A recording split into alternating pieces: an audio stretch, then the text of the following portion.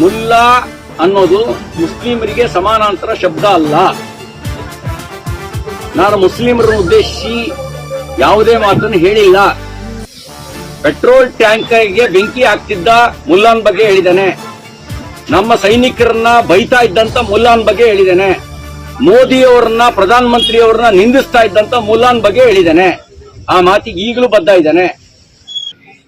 ಒಬ್ಬ ಮುಲ್ಲಾ ಅವನ ಬಗ್ಗೆ ಟೀಕೆ ಮಾಡಿದ್ದನ್ನ ಇಲ್ಲಿರೋರೆಲ್ಲ ನಮಗೆ ಅಂತ ಅನ್ಕೊಳ್ತಾರೆ ಅನ್ನೋದಾದ್ರೆ, ಪೆಹಲ್ಗಾವ್ನಲ್ಲಿ ಧರ್ಮ ಕೇಳಿ ನಮ್ಮ ಹಿಂದೂಗಳನ್ನು ಕೊಂದ್ರಲ್ಲ, ಆ ಕೊಂದವನು ನಿಮ್ ಜಾತಿಗೆ ಸೇರಿದವನಲ್ಲ. ಆ ಪಾಪದ ಹೊಣೆ ನಿಮಗೂ ಸೇರಿರ್ಬೇಕಲ್ಲ. ಆ ಪಾಪದ ಕೃತ್ಯಕ್ಕೆ ನೀವು ಸಮರ್ಥನೆ ಮಾಡ್ತೀರಾ? ಇದೇ ಪ್ರಶ್ನೆ ಮುಂದಿಟ್ಟಿದ್ದೇನೆ. ಅದಕ್ಕೆ ನಾನು ಹೇಳಿದ್ದೇನೆ, ನಾನು ಸಮಾಜವನ್ನು ಉದ್ದೇಶಿಟ್ಟು ಹೇಳಿಲ್ಲ, ಆದ್ರೆ ಇನ್ನು ಸಮಾಜವನ್ನು ಉದ್ದೇಶ ಇಟ್ಟು ಟೀಕೆ ಮಾಡಿದ್ರಿ ಅಂತ ಸೋಷಿಯಲ್ ಮೀಡಿಯಾದಲ್ಲಿ ಹರಿಬಿಟ್ಟಿದ್ರಿ. ಇದು ಮುಸ್ಲಿಮರನ್ನ ಎತ್ಕಟ್ಟುವಂತ ಒಂದು ಷಡ್ಯಂತ್ರದ ಭಾಗ ಅಂತಕ್ಕಂಥ ದೂರನ್ನು ನಾನು ಕೊಟ್ಟಿದ್ದೇನೆ.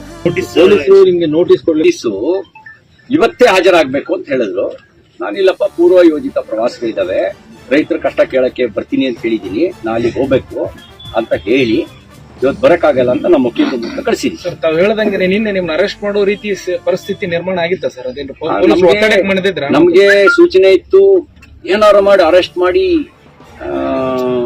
ತಮ್ಮ ವೋಟ್ ಬ್ಯಾಂಕಿಗೆ ಒಂದು ಸಂದೇಶ ಕೊಡಬೇಕು ಅನ್ನೋ ಮಾತು ಹೇಳಿದ್ರಂತೆ. ನೋಡಿ, ಇಲ್ಲಿ ನಮ್ಮ ದೇಶದ ಪರಿಸ್ಥಿತಿ ಹೇಗಿದೆ ಅಂದ್ರೆ, ನಡೆದಾಡುವ ದೇವರು ಅಂತ ಭಾವಿಸ್ತೀನಿ ವೀರೇಂದ್ರ ಹೆಗಡೆ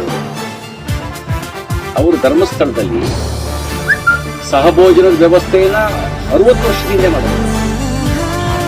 ಯಾವುದೇ ಜಾತಿ ಭೇದ ಇಲ್ಲದೆ ಎಲ್ಲರಿಗೂ ದೇವಾಲಯದ ಪ್ರವೇಶವನ್ನ ಹಿಂದೆ ಮಂಜಯ್ಯ ಹೆಗಡೆಯವ್ರ ಕಾಲದಲ್ಲೇನೆ ಕಲ್ಪಿಸಿಕೊಟ್ಟಿದ್ರು. ಅಂತ ಧರ್ಮಸ್ಥಳದ ಬಗ್ಗೆ ಒಬ್ಬ ಯೂಟ್ಯೂಬರು ವೀರೇಂದ್ರ ಹೆಗಡೆ ಅವರ ಕುಟುಂಬಕ್ಕೆ ಅವಹೇಳನ ಮಾಡೋ ರೀತಿಯಲ್ಲಿ, ಮಂಜುನಾಥ ಸ್ವಾಮಿ ಭಕ್ತರಿಗೆ ಒಂದು ಸಂಶಯ ಬರೋ ರೀತಿಯಲ್ಲಿ ಯೂಟ್ಯೂಬ್ ಮಾಡ್ದ. ಒಂದು ಕೇಸ್ ರಿಜಿಸ್ಟರ್ ಆಗಲಿಲ್ಲ, ಅವನು ಅರೆಸ್ಟ್ ಆಗಲಿಲ್ಲ. ನಾನು ಒಬ್ಬ ಮುಲ್ಲಾನ್ ಬಗ್ಗೆ ಹೇಳ್ತಿದ್ದಂಗೆನೆ ಕೇಸ್ ತಾನೆ ತ್ವರಿತಗತಿಯಲ್ಲಿ. ಅಂದ್ರೆ ಹಿಂದೂ ದೇವರನ್ನ ಅಪಮಾನ ಮಾಡಬಹುದು. ಭಗವಾನ್ ಅನ್ನೋನು ಹೆಸರು ಭಗವಾನ್, ಬುದ್ಧಿಯೆಲ್ಲ ಸೈತಾನ. ಆತ ರಾಮನ ಬಗ್ಗೆ, ಭಗವದ್ಗೀತೆ ಬಗ್ಗೆ, ಸೀತೆಯ ಬಗ್ಗೆ ಬಾಯಿಗೆ ಬಂದಂಗೆ ಮಾತಾಡ್ತಾನೆ.